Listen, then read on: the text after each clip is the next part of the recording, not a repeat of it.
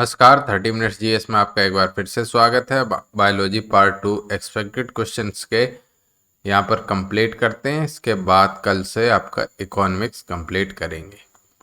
तो इसमें expected question में है, मनुष्य की खोपड़ी में अगर कह दे कि कुल अस्थियां, तो आप आंसर लगाएंगे 29। अगर ऑप्शन में केवल 28 हो और 29 ना हो तो आप लगाएंगे 28, क्योंकि 28 प्लस एक अस्थि जो उसको खोपड़ी को जोड़ती है मेरुरज्जु से। तो ठीक है, तो ऑप्शन में 28 29 दोनों एक साथ नहीं मिलेंगे। अगर कुल अस्थियां पूछे तो 29 और 29 ऑप्शन में ना हो तो आप 28 लगाएंगे, क्योंकि क्वेश्चन कंफ्यूजिंग बना दे तो। और मनुष्य में कुल अस्थियां 206 होती हैं। इसके बाद बात करें प्रतिवर्ती क्रियाओं का केंद्र, वो होता है स्पाइनल कॉर्ड। सबसे छोटी हड्डी कान की स्टेपेज होती है और सबसे लंबी हड्डी फीमर यानी कि जांघ की हड्डी होती है। इसके बाद बात करें स्पाइनल कॉर्ड में तंत्रिकाओं की संख्या, तो 31 जोड़ी होती है। और पसलियों की संख्या अगर पूछें स्पाइनल कॉर्ड में नहीं अलग से, तो पसलियों की संख्या 12 जोड़ी होती है और चेहरों में हड्डियां 14। इसमें जोड़ी जैसा सिस्टम नहीं है, सिर्फ 14। इसके बाद पूछ ले अस्थि व दांत निर्माण के लिए आवश्यक, तो कैल्शियम व फास्फोरस आवश्यक होते हैं। और मानव के जीवन काल में कितने दांत 2 बार विकसित होते हैं, यानी कि द्विबार दंती। तो वो कितने हैं? मानव को द्विबार दंती क्यों कहते हैं? क्योंकि मानव शरीर में 20 दांत 2 बार होते हैं, उगते हैं, मतलब गिर जाते हैं फिर से होते हैं। मानव शरीर की सबसे बड़ी गुहा तो कोलम या फिर स्प्लैंकिस गुहा कहलाती है। इसके बाद टेंडन जिसको बोलते हैं कंडरा, ये जोड़ती है पेशी को अस्थि से, और अस्थि से अस्थि जोड़ता है लिगामेंट जिसको बोलते हैं स्नायु। तो अगर याद लिगामेंट या टेंडन रहे तो इंग्लिश वाला पोर्शन आप चेक कर लेना। इसके बाद लिम्फ यानी लसिका में अनुपस्थित होती हैं, तो रेड ब्लड सेल्स अनुपस्थित होती हैं। त्वचा, नाखून, बाल, खुर आदि का निर्माण होता है केराटिन से। इसके बाद अस्थियों का निर्माण होता है संयोजी ऊतकों से। और रक्त क्या है? रक्त बताए दे रहे हैं, तो रक्त है एक तरल संयोजी ऊतक। तरल संयोजी ऊतक है क्या? रक्त। तो मानव शरीर के किस अंग में सर्वाधिक अस्थियां होती हैं? तो आंसर है हाथ, क्योंकि हाथ का ही सबसे ज्यादा उपयोग किया जाता है। कब्जा संधि के उदाहरण है अल्ना व ह्यूमरस। इसके बाद मनुष्य की श्रोणि मेखला की अस्थियां क्या? इस्चियम, इलियम और प्यूबिस। इसके बाद बात करें लाइपेज की, तो लाइपेज क्या करता है? वसा का पाचन करता है, माने वसी अम्ल व वसा को वसी अम्ल व ग्लिसरॉल में बदल देता है। लाइपेज यकृत यानी कि लीवर के द्वारा स्रावित होता है। इसके बाद पित्त निर्माण यानी कि बाइल का निर्माण होता है लीवर में, और संचयन होता है गाल ब्लैडर यानी कि पित्ताशय में। इसके बाद आमाशय की दीवार का पेशी संकुचन क्या कहलाता है? तो क्रमांकुंचन कहलाता है। इसके बाद पूछ ले कि किस रस में कोलेस्ट्रॉल पाया जाता है? तो आंसर है पित्त रस में। कार्बोहाइड्रेट शरीर में किस रूप में संग्रहित होता है? तो जंतुओं के शरीर में ग्लाइकोजन के रूप में संग्रहित होता है। इसके बाद आमाशय के जीवाणु कौन नष्ट करता है? तो HCl ही तो पाया जाता है आमाशय में। इसके बाद ग्लाइकोजन के रूप में कार्बोहाइड्रेट का भंडारण करता है लीवर। स्तनधारियों की सबसे बड़ी ग्रंथि पूछ ले तो लीवर, दूसरी सबसे बड़ी पूछ ले तो अग्न्याशय। पीलिया से प्रभावित होने वाला अंग है लीवर यानी कि यकृत। लैंगरहैंस की द्वीपिकाएं पाई जाती हैं पैंक्रियाज यानी कि अग्न्याशय में। इंपॉर्टेंट क्वेश्चन है। ये हो चुका है, ये वाला पेज हो गया है। इसके बाद पूछ ले पूर्ण पाचक रस किसे कहते हैं? कई बार पूछा है, तो अग्न्याशय रस को कहते हैं। तो हार्मोनों के साथ साथ पाचक एंजाइमों का श्रावण कौन करता है? अग्न्याशय। जठर ग्रंथियां पाई जाती है आमाशय में। हेपेरिन जो रक्त को जमने से रोकता है पाया जाता है यकृत में। इसके बाद बात करें पाचन का मैक्सिमम कार्य,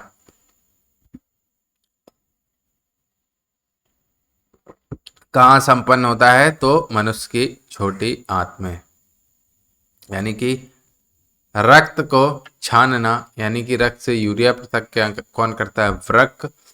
इंसुलिन में कौन सी धातु उपस्थित होती है, Zn, यानी कि जस्ता। सर्वाधिक विषाक्त उत्सर्जी पदार्थ कौन सा है, तो है अमोनिया। रक्त का शुद्धिकरण डायलिसिस कहलाता है, यानी कि देखो अमोनिया, जो सब अमोनिया उत्सर्जित करेंगे वो होंगे सर्वाधिक विषाक्त उत्सर्जी पदार्थ उत्सर्जित करने वाले जीव। मूत्र की मात्रा दिन में सामान्यतः 1.5 लीटर के आसपास, और उसका नियंत्रक होता है ADH हार्मोन एवं एल्डोस्टेरोन। वृक्क में पथरी होती है यूरिक एसिड, कैल्शियम ऑक्सलेट और कैल्शियम फास्फेट के कारण। इसके बाद अगर पूछ ले कि गुर्दे की कार्यात्मक इकाई क्या है, तो है नेफ्रॉन।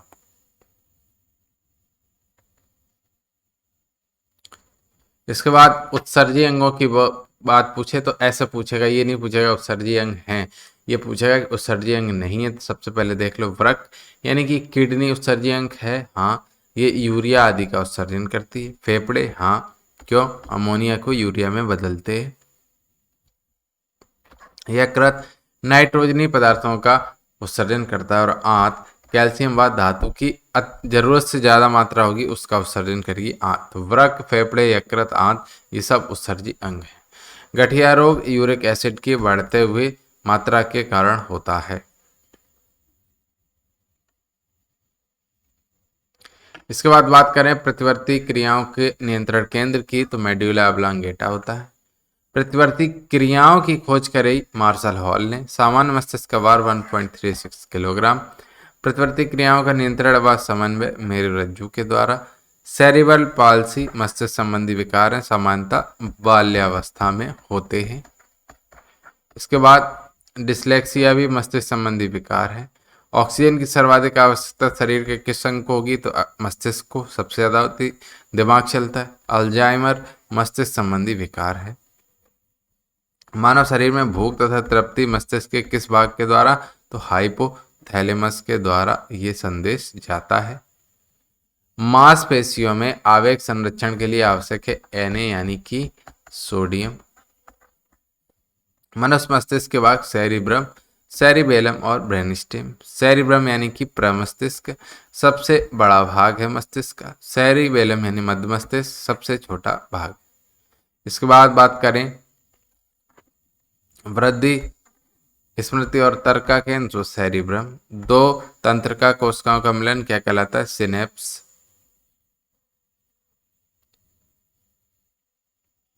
इसके बाद आगे बढ़ते हैं, संक्रमण से शरीर की रक्षा करती हैं व्हाइट ब्लड सेल्स।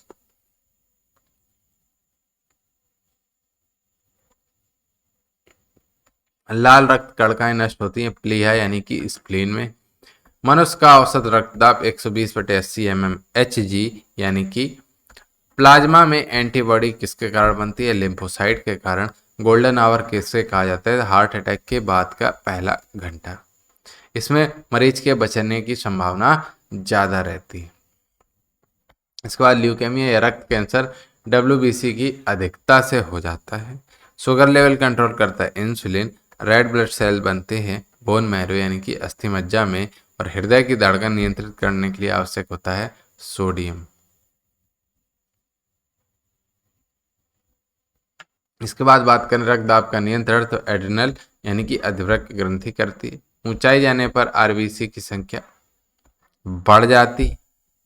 धमनी रक्त को हृदय से अंगों तक पहुंचाती है। सिराएं रक्त को अंगों से हृदय तक, यानी कि धमनी में पहुंचता है शुद्ध खून, अपवाद है पल्मोनरी धमनी, और सिराओं में पहुंचता है अशुद्ध खून, अपवाद है पल्मोनरी सिरा। इंपॉर्टेंट क्वेश्चन है। प्लाज्मा यानी कणका विहीन हल्के पीले रंग का पदार्थ है। व्हाइट ब्लड सेल्स की आयु 100 से 200 दिन की होती है।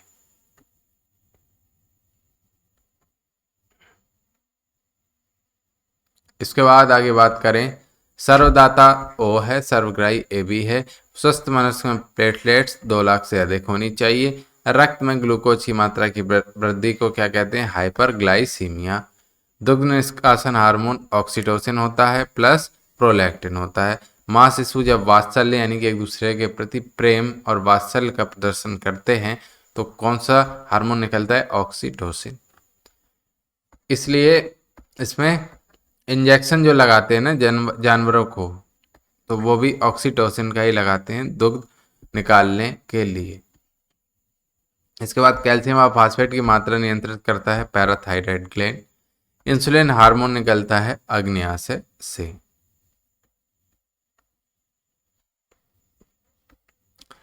इसके बाद आगे बात करें,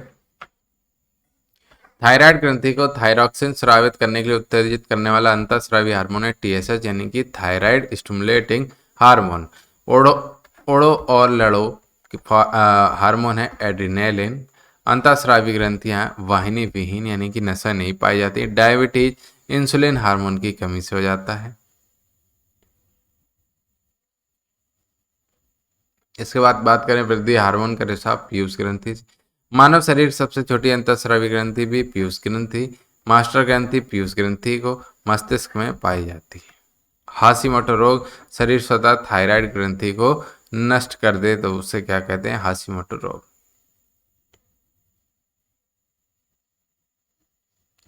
इसके बाद बात करें वृद्धि हार्मोन के स्राव को रोकना, तो वो होता है सोमैटोस्टेटिन। एस्ट्रोजन क्या होता है? स्त्रियों में लैंगिक लक्षणों के विकास के लिए। प्रोजेस्टेरॉन क्या होता है? गर्भाशय से संबंधित।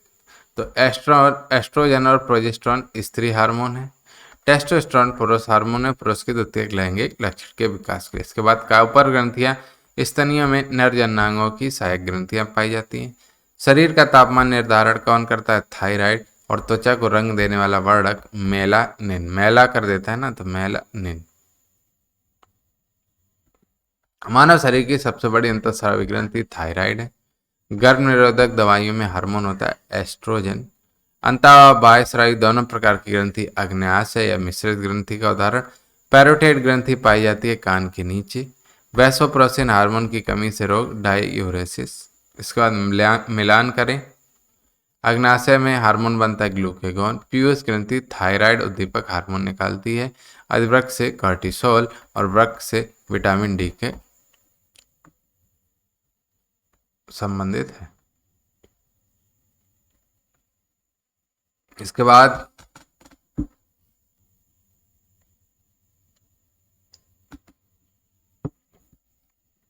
सबसे ज्यादा बार पूछा गया सवाल है, मलेरिया का कारण है तो प्रोटोजोआ है। प्रभावित क्या होता है? प्लीहा या स्प्लीन।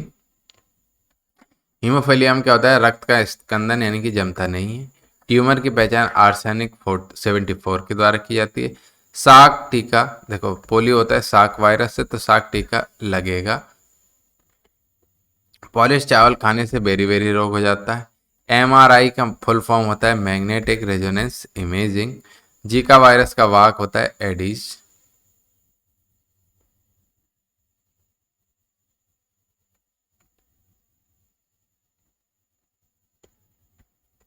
इसके बाद बात करें एम्फाइसीमा की, तो फेफड़े प्रभावित होते हैं। पर्यावरण प्रदूषण के कारण होने वाला रोग है एम्फाइसीमा।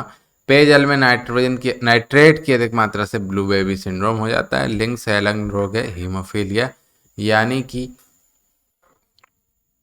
एक विशेष लिंग में ये ज़्यादा होता है कि महिला में होगा या पुरुष में होगा, जिसमें होता है वो सबसे ज़्यादा उसी में ज़्यादा पाया जाता है। इटाई रोग जल में कैडमियम यानी कि CD की अधिकता से हो जाता है। हृदय की धड़कन नियंत्रण करता है पोटेशियम। DPT वैक्सीन डिप्थीरिया, काली खांसी और टेटनेस। डिप्थीरिया, काली खांसी और टेटनेस, इन तीनों रोगों के लिए लगता है DPT वैक्सीन। डिप्थीरिया, काली खांसी और टेटनेस। फाइलेरिया किससे होता है? गोलकृमि से। और एड्स का फुल फॉर्म भी, और एड्स होता कौन से वायरस से? तो HIV वायरस से।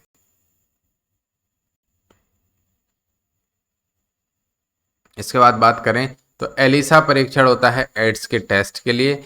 ब्राइट्स रोग होता है गुर्दों में। और सिलिकोसिस रोग होता है फेफड़ों में। और इंटरफेरॉन का प्रयोग होता है कैंसर नियंत्रण। इसके बाद पूछ ले कोई रानीखेत रोग किससे संबंधित है? तो मुर्गियों से। और काला कीट तथा स्मट रोग गेहूं से कवक जनित रोग है। इसके बाद आलू का ब्लैक हार्ट ऑक्सीजन की कमी से और बर्ड फ्लू H5N1 वायरस से होता है।